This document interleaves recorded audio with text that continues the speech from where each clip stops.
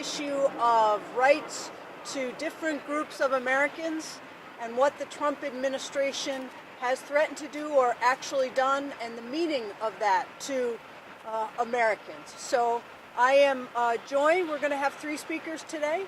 And so at first I would like to introduce to it's Livingston, right? Yes. Just want to double check. Mallory Livingston, who's going to join us and talk about this issue. So Mallory, I will give you the umbrella. Oh, the official umbrella, the mayoral umbrella. This is good. This is good. My name is Mallory Livingston, and I represent a group called the Transgender Alliance, which is one of the largest support and advocacy groups for transgender people in Central New York. And so I've seen up close what has happened over the last 6 months or so with regarding the trans community here in Syracuse. I can tell you that before the Affordable Care Act passed, about 75% of our members had no health care whatsoever. The small percentage who did have health care, their policies prohibited coverage for any transgender-related health care. And all of that changed under the Affordable Care Act, and now under this administration, all of that is at risk. It seems it's only a matter of time before all of that is gone. We're fortunate that on civil rights here in Central New York, we have the protection of a local ordinance signed by our mayor a couple of years ago. And we also have some protection from the leadership in Albany under Governor Cuomo. But they can't protect us from everything. Even a simple thing like getting a passport. Folks who are not transgender find it a pretty easy process to get a passport, but if you're transgender, you need to get the gender marker on your passport changed from male to female or female to male, as the case may be. Because if you're traveling overseas, depending on what country you're in, if your gender marker doesn't match your gender presentation, you could be in real serious trouble. You could be in danger. Under the Obama administration, there were rules in place that made it very easy for us to get a passport where we change our gender marker. That is no longer going to be the case. And as an attorney here in Syracuse, who's in touch with the transgender community, I have been inundated with requests for name changes and other legal work to help people get new passports before the rules change. Essentially, our community is pretty much running scared, whether it's healthcare or passports. Thank you. Thank you, Mallory. And next I'm going to introduce no stranger to any of us, Councilor Helen Hudson. Thank you, Helen. Ms. Mayor. I'll give you this. Oh. Mallory, join us on this. Okay, I have on a thingy, so I don't really need it, but I'm going to talk a little bit about civil rights, because as everyone standing here can tell, I'm an African-American woman. And the part that bothers me with this administration and their policies are that not so much for me, but for my young men. They're going to put policies in place that are it's really going to disenfranchise young black men throughout the country, not just the city of Syracuse. So my concern is that the put in place the stop and frisk policy, I think that is going to be so damning, because under the Obama administration, we worked really hard to change the dynamics of what these young black males were struggling through. And now we're looking at a time warp. It feels to me like we've gone back 50 years. I came from Mississippi. Originally, I came from Mississippi when I was 2 years old. I remember some of the different things that took place and transpired in the 60s. And for me, it's kind of scary, because it feels like we've stepped back into the 60s. It feels like all of my civil rights I have to fight for again. It feels like everything that we've spent over decades trying to right the wrongs has been flipped backwards with this administration. So yes, I stand with the mayor, I stand with Mallory, I stand with everybody out here that's fighting to protect immigrant rights. Because it was first the African Americans, now they're going after the refugees. So again, they're picking their targets by the color of their skin. And that's a problem. That's a real problem. So I am just going to urge that we all band together. Because for us now, we're in a time that is unprecedented, a time we have never seen before, a time that our children know nothing about. And if we don't fight for them and for the different rights that has been afforded to not just minorities, but the rights that have been afforded to women for women's health issues, we have to fight again.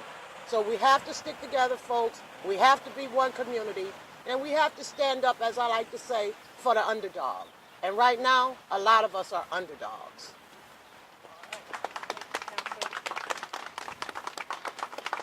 Battling umbrellas here. Sorry. So we are also joined by Leanne Moffett, who is going to speak to us as a parent about what it means to her in her life. Come on over, Leanne, with the big umbrella. Good afternoon. So, up until around 8 years ago, I would never have considered myself someone that would have to represent what I considered the marginalized in society. But it was about 8 years ago that my son was diagnosed with autism. I'm not here to speak for him because I'm hoping that one day he will be able to speak for himself. But I am here to say what I've seen coming from someone who didn't have any disability in her family up until the moment her child was diagnosed at age 2. What my concerns for my son and the community of disabled individuals in this country is that we have made tremendous strides, largely due to federal mandates and federal funding through both Medicaid waiver services, and as well as the IDEA, which guaranteed our children the ability to go to school with others, with other children. In 1965, Robert Kennedy went to a place called Willowbrook. I ask all of you, go on, Google it, YouTube it. It looked like a great place. It looked like an institution where our children could go and be met with quality care, with people who would care for them. 1965, Robert Kennedy went and visited and said that place was a snake pit. Later on, Geraldo Rivero, maybe a name that might make you shudder, but on one of his first assignments as a reporter, walked into that same institution in the 1970s.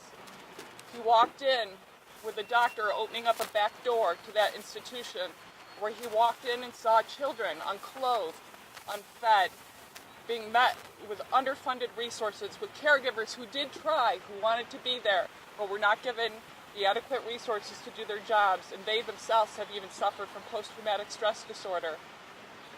It took up until 1987 where that institution was closed. Something that on paper looked like it was providing services to our children, but for those very people who went there, they knew they weren't.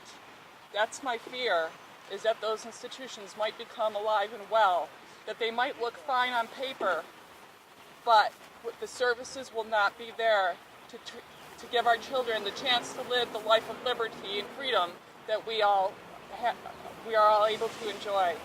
So my concern is that we will put these people, as we do all marginalized people, out on the outskirts where we don't see them, where we forget about them, where they're not in the public's eye, where the families are left to feel embarrassed and not have the supports that they need to give their children all that they need. So I ask all of you to take a look if you haven't seen those videos, because it's so nice to live in this day and age where we can go and actually see what those things look like. I guarantee you that you'll be awestruck of how bad things can be. And even when a Kennedy walks in there, it took 22 years for them to close down that institution. Not all institutions have to be bad, but they need to be small and in our communities. And we have to keep a watchful eye on them. That's where we need those federal mandates. States are most likely to not have funding to provide the adequate services for these children without those federal mandates. And furthermore, we've actually gotten services that are called gold standard now for these children that make huge therapeutic differences in their lives, for both adults as well. And those standards could also be thrown to the wayside. So we're going to lower that bar. And really, people have risen to the occasion. People with disabilities are living free lives. They're working amongst us. They're in our churches. They're in our synagogues.